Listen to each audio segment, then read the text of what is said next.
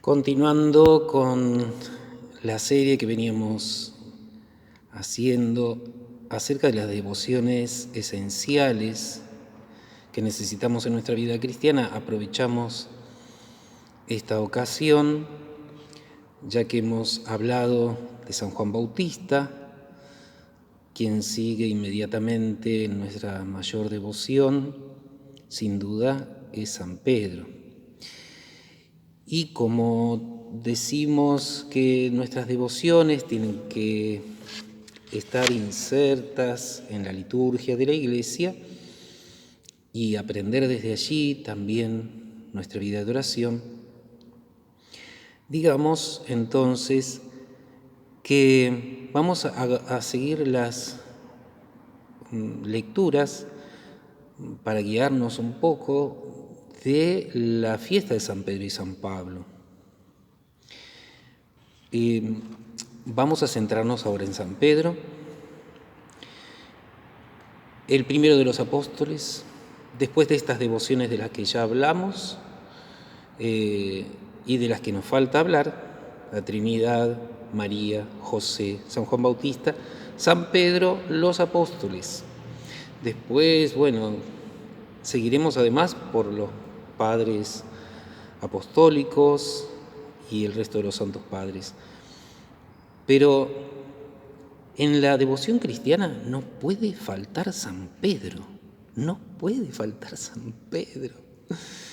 El bueno de Pedro, ¿cuántas veces lo vemos? Y acá tenemos una selección de textos que es breve.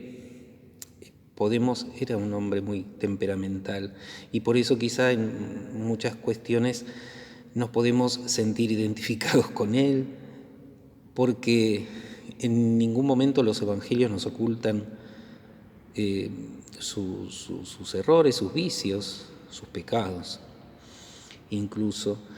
Y si nosotros nos fijamos, por ejemplo, en la misa de la vigilia de San Pedro y San Pablo, y nos trae el texto en el que Jesús, ya resucitado, confirma a Pedro como el primero entre los apóstoles, la cabeza de la Iglesia. Y aquí entonces, así como Pedro lo negó 3 veces, lo hace por 3 veces afirmar su amor por Jesús y le profetiza su martirio. Allí lo van a encontrar en el Evangelio de San Juan, capítulo 21, versículos del 15 al 19. Y en la misa del día, en el Evangelio del día, vamos a encontrar en el Evangelio de San Mateo, capítulo 16, del 13 al 19, el texto en el que Jesús lo hace confesar a Pedro acerca de la propia naturaleza de Jesús. Pedro respondió: «Tú eres el Mesías, el Hijo de Dios vivo». Y Jesús le dijo: «Feliz de ti, Simón Pedro, hijo de Jonás, porque esto no te lo ha revelado ni la carne ni la sangre, sino mi Padre que está en el cielo. Y yo te digo, tú eres Pedro, y sobre esta piedra edificaré mi iglesia, y el poder de la muerte no prevalecerá contra ella». Atención, porque esta es una promesa de Jesús. El poder de la muerte no prevalecerá contra la iglesia. Yo te daré las llaves del reino de los cielos. ¿A quién se le da las llaves del reino? ¿A quién se las da el rey? A su primer ministro. En la antigüedad, darle las llaves al encargado del reino es darle el mismo poder del rey. Es el mismo poder del rey. Todo lo que ates en la tierra quedará atado en el cielo, y todo lo que desates en la tierra quedará desatado en el cielo. Es curioso que, además, en todas las listas que tenemos en los 4 evangelios, las listas de los apóstoles, Pedro siempre aparece primero, después los demás, con algunas variantes entre ellos, pero primero siempre es Pedro, último siempre es Judas, pero primero siempre es Pedro. Y nosotros tenemos que tener esto en cuenta. No puede haber un cristiano que no siga a Pedro. Es muy triste, muy lamentable ver cómo los cristianos los católicos, hemos perdido este signo distintivo, llevados por nuestros propios pensamientos, llevados por nuestras propias ideas, por nuestra propia soberbia que no quiere aprender, que la Iglesia está viva, que la Iglesia tiene cosas que cambiar, que la Iglesia no es un museo. Y nos tenemos que dejar guiar por quien hoy está en lugar de Pedro, en lugar de Jesús. Casualmente me preguntaba cómo hará el Papa Francisco, porque justamente en una anécdota de la vida de San Ignacio de Loyola, antes de fundar la Compañía de Jesús, San Pedro se le aparece en un momento cuando ya a San Ignacio le habían dado la extrema unción porque estaba muy mal, muy grave, y lo cura milagrosamente. Y los jesuitas después van a tener un cuarto voto, además de pobreza, castidad y obediencia, y el cuarto voto es el de obediencia al Papa. Por eso no sé cómo hará Francisco para cumplir con este voto. Se tiene que obedecer a sí mismo. Es la única persona en el mundo que se tiene que obedecer a sí mismo. Qué bueno sería si los cristianos tuviéramos esta devoción con las consecuencias que eso acarrea. Lo vemos el día de la resurrección, San Juan, el apóstol San Juan, cuando llegan al sepulcro, ve los lienzos, no entra al sepulcro, dice, lo deja pasar primero Pedro. El mismo San Pablo nos lo cuenta él, que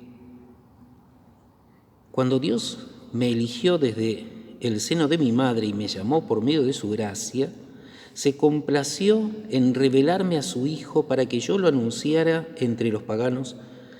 De inmediato, sin consultar a ningún hombre y sin subir a Jerusalén para ver a los que eran apóstoles antes que yo, me fui a Arabia y después regresé a Damasco. Él se sintió llamado por el Espíritu a irse a Arabia y a pasar un desierto allí, donde Dios lo iluminó. Le enseñó su palabra, le enseñó el Evangelio. 3 años más tarde fui desde allí, desde Damasco, a Jerusalén, para visitar a Pedro,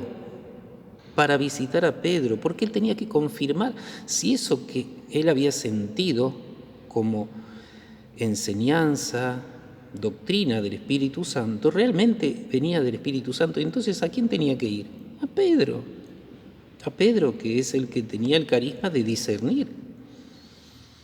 Y estuve con él 15 días. No vi a ningún otro apóstol, sino solamente a Santiago, el hermano del Señor. De modo que vemos esta actitud de Juan,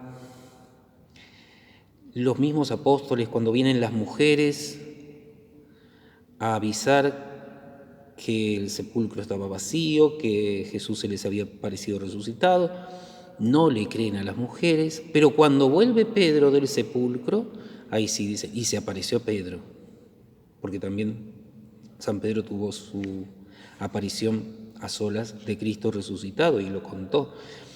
Nosotros no tenemos detalles de esto, pero dice, se apareció Pedro. Pedro fue el que confirmó que no se lo habían robado, que realmente había resucitado. Y Él es el que confirma en la fe. Y además lo vemos también esta actitud perfectamente en Pablo. Hace poco yo quiero comprar una estatua de San Pedro para poner aquí, ya incluso hice hacer los pedestales, de un lado San Pedro y del otro lado San José. No puedo conseguir un San Pedro que me haga juego con el San José que ya tenemos. Y busqué en distintos lugares. De San Pablo hay, de San Pedro no. No hay imágenes de San Pedro. ¿Cómo puede ser? ¿Quién las compra? Si no hay devoción. ¿Y cómo puede ser que los cristianos no le tengamos devoción a aquel apóstol que es la cabeza de la iglesia? Y eso después se ve cómo repercute en la iglesia, en las divisiones, en las críticas al Papa, en la falta de devoción a la persona misma del Santo Padre. Bueno, esto y muchísimo más sería lo que podría decir, pero por el momento lo vamos a dejar aquí. Investiguen, lean la palabra de Dios y busquen escenas dramáticas y risueñas de San Pedro, que a Jesús lo ha hecho enojar y también lo ha hecho reír. Pidámosle a San Pedro que interceda por nosotros. Él que volvió al Señor sin duda porque María ha estado allí presente y ha hecho que su corazón pudiera ablandarse y llenarse de consuelo para poder mirar nuevamente a Jesús después de haberlo negado.